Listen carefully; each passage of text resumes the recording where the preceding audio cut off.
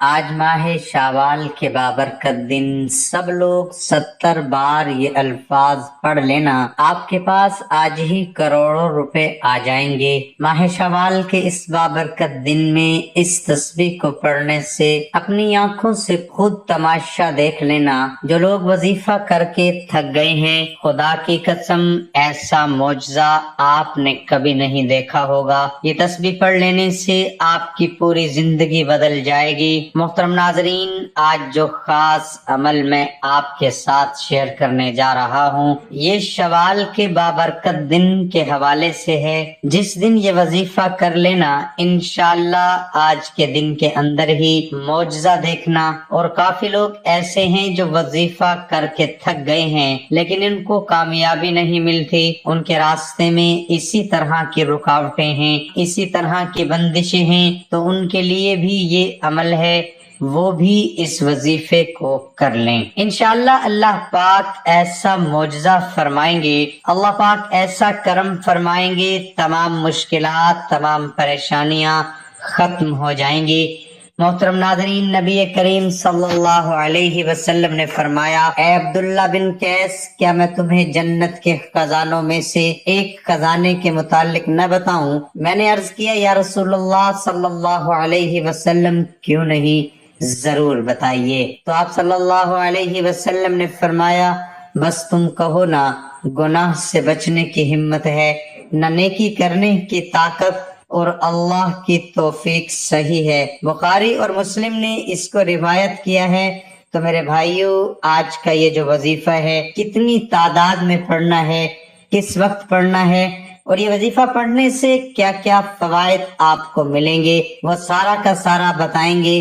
آج کے اس خاص ویڈیو میں میرے بھائیو یاد رکھنا، 3 گناہ معاف نہیں ہوں گے۔ حضرت ابن عباس رضی اللہ تعالی عنہ سے روایت ہے کہ نبی اکرم صلی اللہ علیہ وسلم نے فرمایا کہ اللہ تعالی 3 قسم کے گناہ معاف نہیں کرے گا۔ ان گناہوں کے علاوہ جس قدر گناہ ہوں گے ان کو معاف کر دے گا، لیکن ان 3 گناہوں کو کبھی معاف نہیں کرے گا۔ وہ 3 گناہ کون سے ہیں؟ اللہ تعالیٰ کے ساتھ کسی کو شریک ٹھہرانا، دوسرے نمبر پر جادو کرنا ہو یا کروانا ہو، اور تیسرے نمبر پر اپنے مسلمان بھائی کے ساتھ حسد کرنا۔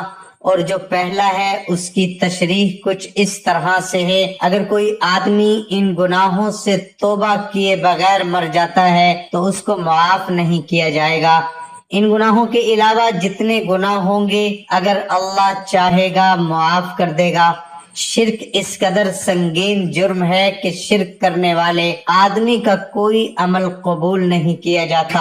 اسی طرح جادو جو ہے، یہ وہ بدترین گناہ ہے جو آدمی کو ایمان سے خارج کر دیتا ہے۔ حسد یہ ایسا زہریلا گناہ ہے جو آدمی کی صالحہ سال کی تمام نمازیں، تلاوت، صدقات اور دیگر عبادات ایک لمحے میں برباد کر دیتا ہے۔ لیکن آج کل کیا ہے، ہم کسی اپنے بھائی کی اچھی گاڑی، اچھا اس کا لائف سٹائل دیکھ لیتے ہیں تو ہم حسد کرنا شروع کر دیتے ہیں۔ ہم یہ کہتے ہیں کہ اس کے پاس یہ کیوں آیا ہے، اس سے جیلس ہوتے ہیں، اور کسی کی اچھی چیز دیکھ کر اپنی قسمت گلا شکوہ مت کیا کرو، اللہ سے مانگا کرو، اللہ پاک ضرور عطا فرمائے گا۔ جب آپ کا یقین اس قدر پختہ ہوگا کہ اللہ دے گا تو اللہ پاک ضرور اپنے بندے کو عطا فرماتا ہے۔ یقین سب سے بڑی طاقت ہے۔ جب آپ کا یقین ہی نہیں ہوگا، جب آپ وظائف کر رہے ہیں، نمازیں پڑھ رہے ہیں، آپ کو یقین ہی نہیں ہے کہ پتہ نہیں اس وظیفے سے مجھے کچھ ملے گا یا نہیں، تو پھر انسان کو جب یقین ہی نہیں ہوتا تو پھر اس کے وظائفوں میں اثر ہی نہیں ہوتا۔ جادو جو ہے وہ ہمارے معاشرے میں یہ بھی ایک بہت بڑی گندی چیز ہے۔ تو جو اس سے جیلس ہوتے ہیں وہ کہتے ہیں کسی طرح یہ چیز اس سے ختم ہو جائے، اس کے پاس نہ رہے، تو اس پر جادو جنات اس طرح کی چیزیں شروع کر دیتے ہیں۔ اس سے بھی کوشش کیا کرو، بچا کرو۔ انشاءاللہ اللہ پاک آپ کو اپنی حفظ و امان میں رکھے، اور خاص طور پر ہر صبح و شام سورۃ فلق اور سورۃ ناس کی تلاوت کر لیا کرو۔ اس سے بھی اللہ پاک آپ کو اپنے حفظ و امان میں رکھے گا۔ حضور صلی اللہ علیہ وسلم کے بڑے صاحبزادے حضرت قاسم رضی اللہ عنہ کی وفات کے بعد جب ان کے چھوٹے صاحبزادے کا بھی انتقال ہو گیا تو عرب کے کفار بہت خوش ہوئے۔ انہیں رشتوں کی عرب میں بہت اہمیت تھی، مگر آپ صلی اللہ علیہ وسلم کا چچا ابو لہب تو آپ صلی اللہ علیہ وسلم کو تکلیف میں دیکھ کر خوش ہوا کرتا تھا۔ جب یہ تکلیف آپ صلی اللہ علیہ وسلم پر آئی تو اس کی تو جیسے عید ہی ہو گئی۔ صبح ہوئی تو وہ دوڑا دوڑا گیا، گھر گھر یہ خبر پہنچانے لگا کہ آج رات محمد کی جڑ کٹ گئی اور وہ لا والد بے نسل ہو گئے۔ نعوذ باللہ۔ اس کے بعد مکہ کے ایک سردار عاص بن وائل نے آپ صلی اللہ علیہ وسلم کے لیے ابتر کا لفظ خاص کر دیا۔ جب بھی کوئی آپ صلی اللہ علیہ وسلم کا ذکر کرتا تو وہ فوراً منہ بنا کر کہتا کہ ان کی کیا بات کرتے ہو، وہ تو ابتر جڑ کٹے آدمی ہیں۔ اس سے ابتر والی بات کو خوب پھیلایا۔ یہ بات دو دھاری تلوار کی طرح تھی۔ اس سے ان کا ایک مقصد تو یہ تھا کہ آپ صلی اللہ علیہ وسلم کو اپنے صاحبزادوں کے انتقال کا غم ستاتا رہے، اور دوسرا مقصد یہ ہے کہ لوگوں کے ذہنوں میں یہ بات بٹھا دی جائے کہ آپ صلی اللہ علیہ وسلم اپنی قوم سے کٹ کر اس درخت کی مانند ہو گئے ہیں جس کی جڑیں کٹ گئی ہوں اور اب وہ گرنے ہی والی ہیں۔ تنزن لوگوں سے کہتا کہ یہ بے نسل رہ گئے، ان کا کوئی نام لینے والا نہیں ہوگا، ان کی وفات کے بعد ان کا نام بھی مٹ جائے گا اور تمہاری جان ان سے چھوٹ جائے۔ اپنی قوم سے تو یہ تب ہی لا تعلق ہو گئے تھے جب انہوں نے اس کے شرک کو اعلانیہ برا بھلا کہا تھا۔ تجارت ان کی تباہ ہو گئی اور بیٹے ان کے نہ رہے، اب تو یہ بے نسل رہ گئے ہیں۔ یہ تھے وہ انتہائی دل شکل حالات جن میں سورہ کوثر نازل کی گئی۔ قریش اس لیے آپ صلی اللہ علیہ وسلم سے بگڑے تھے کہ آپ صلی اللہ علیہ وسلم صرف ایک اللہ کی بندگی عبادت کرتے تھے اور کفار کے شرک کی مخالفت کرتے تھے۔ اسی وجہ سے پوری قوم میں آپ صلی اللہ علیہ وسلم کو جو مرتبہ نبوت سے پہلے حاصل تھا وہ چھین لیا گیا۔ برادری آپ صلی اللہ علیہ وسلم کی مخالف ہو گئی۔ آپ صلی اللہ علیہ وسلم کے چند مٹھی برساتی بے یار و مددگار اور ظلم و ستم کا شکار تھے۔ اس پر مزید ایک بیٹے کی وفات سے غموں کا پہاڑ ٹوٹ پڑا تھا۔ اس موقع پر عزیزوں، رشتہ داروں، قبیلے اور ہمسایوں کی طرف سے ہمدردی، تعزیت کی بجائے وہ خوشیاں منائی جا رہی تھیں اور وہ باتیں بنائی جا رہی تھیں جو ایک شریف دل انسان کے لیے دل توڑ دینے والی تھی۔ جس انسان نے اپنے تو اپنے غیروں سے بھی ہمیشہ نیک سلوک کیا تھا، اس موقع پر اللہ نے لفظ ابتر کے مقابلے میں سورۃ کوثر کو نازل فرمایا۔ مختصر سے فقرے میں آپ صلی اللہ علیہ وسلم کو وہ خوشخبری دی گئی جو پہلے کبھی کسی کو نہ دی گئی تھی، اور ساتھ ہی یہ فیصلہ بھی سنا دیا کہ آپ صلی اللہ علیہ وسلم کے مخالفوں کی ہی جڑ کٹ جائے گی، یہی ابتر وہ بے نام و نشان ہو جائیں گے۔ اے نبی، ہم نے تمہیں کوثر عطا کر دیا، پس تم اپنے رب ہی کے لیے نماز پڑھو اور قربانی ذکر، بے شک تمہارا دشمن ہی جڑ کٹا ہے۔ القرآن۔ سورۃ کوثر جب یہ سورت نازل ہوئی اور آپ صلی اللہ علیہ وسلم نے مخالفین کے سامنے پڑھی تو وہ اس کے ادبی حسن سے مبہوت رہ گئے، لیکن انہیں لفظ کوثر کے بارے میں کچھ معلوم نہ تھا، چنانچہ وہ لفظ ابتر کو بھول گئے اور لفظ کوثر کے پیچھے پڑ گئے کہ آخر اس کا کیا مطلب ہے۔ لوگ ایک دوسرے سے پوچھنے لگے کہ یہ کوثر کیا ہے۔ لوگ ماہرین کلام کے آگے پیچھے پھرنے لگے۔ ہر بازار، ہر گلی، ہر کوچہ، ہر محفل میں بس ایک ہی لفظ کی ترکار رہ گئی۔ لفظ ابتر کے مقابلے میں لفظ کوثر کا حسن بہت زیادہ ہے، حتیٰ کہ لوگوں نے آپ صلی اللہ علیہ وسلم سے اور آپ صلی اللہ علیہ وسلم کے ساتھیوں سے رجوع کیا اور لفظ کوثر کا مطلب پوچھا۔ اس طرح لفظ کوثر نے مخالفین کے پرخچے اڑا کر رکھ دیے۔ وہ مخالفین جو ابتر ابتر کہتے پھرتے تھے ان پر ایک زبردست ضرب لگائی گئی کہ تم مخالف ہی جڑ کٹے ہو، اللہ نے تو اپنے نبی کو کوثر عطا کیا، بتا دیا کہ اے نبی تمہارے دشمن سمجھتے ہیں کہ تم برباد ہو گئے، مال و اولاد اور تعلقات سب لٹ گیا۔ نہیں، اللہ نے تمہیں بے انتہا خیر اور بے شمار نعمتیں دی ہیں۔ بیٹے نہ رہے تو کیا ہوا؟ اللہ نے ایک بیٹی سے تمہاری نسل چلا دی، ایک بلند پایا امت کا نبی بنا دیا، اعلیٰ اخلاق کی بے نظیر خوبیاں دی گئیں، پھر نبوت قرآن اور علم و حکمت کی عظیم تر نعمتیں دی گئیں، اس کے بعد توحید پر مبنی ایک ایسے نظام زندگی کی نعمت دی جو کہ آگے سے آگے پھیلنے کی طاقت رکھتی ہے، اور اس کے بعد آخرت میں حوض کوثر کی وہ نعمت دی جو کسی دوسرے انسان کو نہ دی گئی۔ یہی وہ نعمت ہے کہ 1400 سال بعد بھی آپ صلی اللہ علیہ وسلم کا نام ویسے کا ویسا ہی بلند ہے۔ یقین سب سے بڑی طاقت ہے۔ جب آپ کا یقین ہی نہیں ہوگا، جب آپ وظائف کر رہے ہیں، نمازیں پڑھ رہے ہیں، آپ کو یقین ہی نہیں ہے کہ پتہ نہیں اس وظیفے سے مجھے کچھ ملے گا یا نہیں، تو پھر انسان کو جب یقین ہی نہیں ہوتا تو پھر اس کے وظائفوں میں اثر ہی نہیں ہوتا۔ جادو جو ہے وہ ہمارے معاشرے میں یہ بھی ایک بہت بڑی گندی چیز ہے، تو جو اس سے جیلس ہوتے ہیں وہ کہتے ہیں کسی طرح یہ چیز اس سے ختم ہو جائے، اس کے پاس نہ رہے، تو اس پر جادو جنات اس طرح کی چیزیں شروع کر دیتے ہیں۔ اس سے بھی کوشش کیا کرو، بچا کرو۔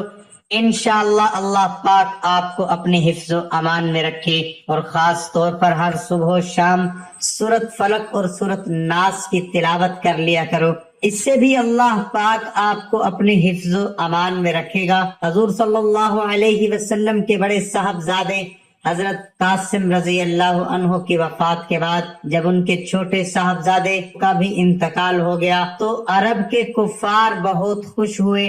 انہیں رشتوں کی عرب میں بہت اہمیت تھی، مگر آپ صلی اللہ علیہ وسلم کا چچا ابو لہب تو آپ صلی اللہ علیہ وسلم کو تکلیف میں دیکھ کر خوش ہوا کرتا تھا۔ جب یہ تکلیف آپ صلی اللہ علیہ وسلم پر آئی تو اس کی تو جیسے عید ہی ہو گئی۔ صبح ہوئی تو وہ دوڑا دوڑا گیا، گھر گھر یہ خبر پہنچانے لگا کہ آج رات محمد کی جڑ کٹ گئی اور وہ لا والد بے نسل ہو گئے۔ نعوذ باللہ۔ اس کے بعد مکہ کے ایک سردار عاص بن وائل نے آپ صلی اللہ علیہ وسلم کے لیے ابتر کا لفظ خاص کر دیا۔ جب بھی کوئی آپ صلی اللہ علیہ وسلم کا ذکر کرتا تو وہ فوراً منہ بنا کر کہتا کہ ان کی کیا بات کرتے ہو، وہ تو ابتر جڑ کٹے آدمی ہیں۔ اس سے ابتر والی بات کو خوب پھیلایا۔ یہ بات دو دھاری تلوار کی طرح تھی۔ اس سے ان کا ایک مقصد تو یہ تھا کہ آپ صلی اللہ علیہ وسلم کو اپنے صاحبزادوں کے انتقال کا غم ستاتا رہے، اور دوسرا مقصد یہ ہے کہ لوگوں کے ذہنوں میں یہ بات بٹھا دی جائے کہ آپ صلی اللہ علیہ وسلم اپنی قوم سے کٹ کر اس درخت کی مانند ہو گئے ہیں جس کی جڑیں کٹ گئی ہوں اور اب وہ گرنے ہی والی ہیں۔ تنزن لوگوں سے کہتا کہ یہ بے نسل رہ گئے، ان کا کوئی نام لینے والا نہیں ہوگا، ان کی وفات کے بعد ان کا نام بھی مٹ جائے گا اور تمہاری جان ان سے چھوٹ جائے۔ اپنی قوم سے تو یہ تب ہی لا تعلق ہو گئے تھے جب انہوں نے اس کے شرک کو اعلانیہ برا بھلا کہا تھا۔ تجارت ان کی تباہ ہو گئی اور بیٹے ان کے نہ رہے، اب تو یہ بے نسل رہ گئے ہیں۔ یہ تھے وہ انتہائی دل شکن حالات جن میں سورہ کوثر نازل کی گئی۔ قریش اس لیے آپ صلی اللہ علیہ وسلم سے بگڑے تھے کہ آپ صلی اللہ علیہ وسلم صرف ایک اللہ کی بندگی عبادت کرتے تھے اور کفار کے شرک کی مخالفت کرتے تھے۔ اسی وجہ سے پوری قوم میں آپ صلی اللہ علیہ وسلم کو جو مرتبہ نبوت سے پہلے حاصل تھا وہ چھین لیا گیا۔ برادری آپ صلی اللہ علیہ وسلم کی مخالف ہو گئی۔ آپ صلی اللہ علیہ وسلم کے چند مٹھی برساتی بے یار و مددگار اور ظلم و ستم کا شکار تھے۔ اس پر مزید ایک بیٹے کی وفات سے غموں کا پہاڑ ٹوٹ پڑا تھا۔ اس موقع پر عزیزوں، رشتہ داروں، قبیلے اور ہمسایوں کی طرف سے ہمدردی، تعزیت کی بجائے وہ خوشیاں منائی جا رہی تھیں اور وہ باتیں بنائی جا رہی تھیں جو ایک شریف دل انسان کے لیے دل توڑ دینے والی تھی۔ جس انسان نے اپنے تو اپنے غیروں سے بھی ہمیشہ نیک سلوک کیا تھا، اس موقع پر اللہ نے لفظ ابتر کے مقابلے میں سورۃ کوثر کو نازل فرمایا۔ مختصر سے فکرے میں آپ صلی اللہ علیہ وسلم کو وہ خوشخبری دی گئی جو پہلے کبھی کسی کو نہ دی گئی تھی، اور ساتھ ہی یہ فیصلہ بھی سنا دیا کہ آپ صلی اللہ علیہ وسلم کے مخالفوں کی ہی جڑ کٹ جائے گی، یہی ابتر وہ بے نام و نشان ہو جائیں گے۔ اے نبی، ہم نے تمہیں کوثر عطا کر دیا، پس تم اپنے رب ہی کے لیے نماز پڑھو اور قربانی ذکر، بے شک تمہارا دشمن ہی جڑ کٹا ہے۔ القرآن۔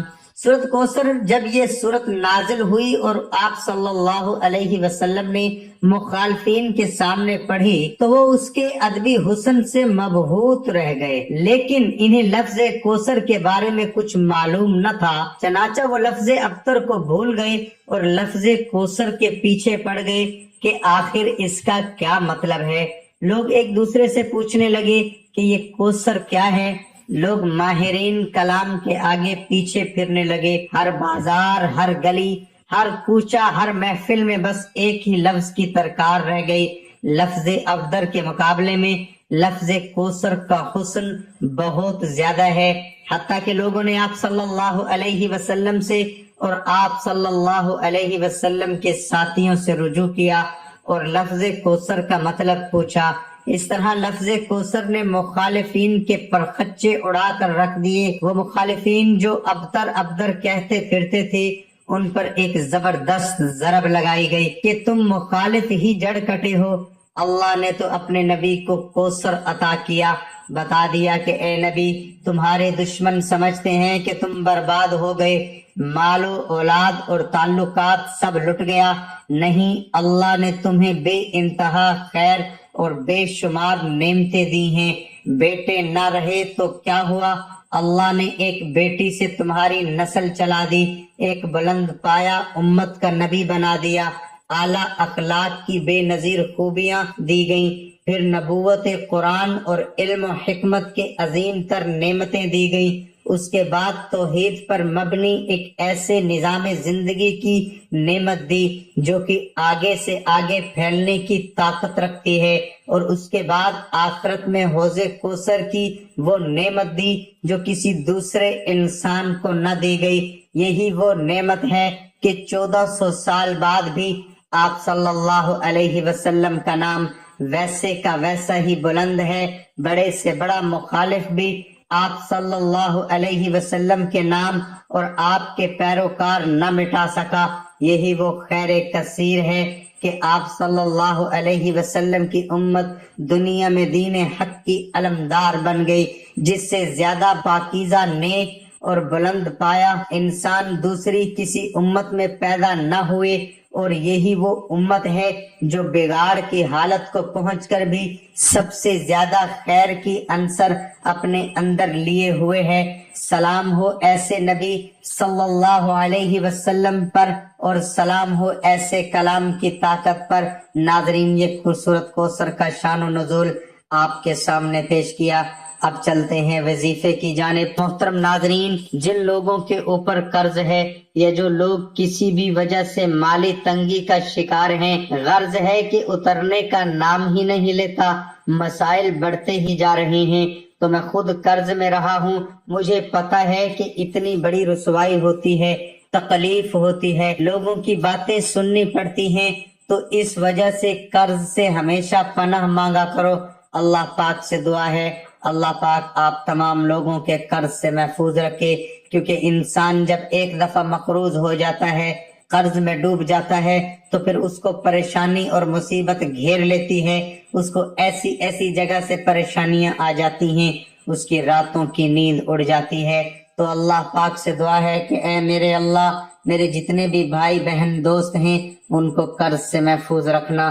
میرے بھائیوں، ماہ شوال کے بابرکت دن میں آپ نے کثرت کے ساتھ یہ کلمات لا حول ولا قوت الا باللہ کثرت کے ساتھ پڑھ لینا ہے۔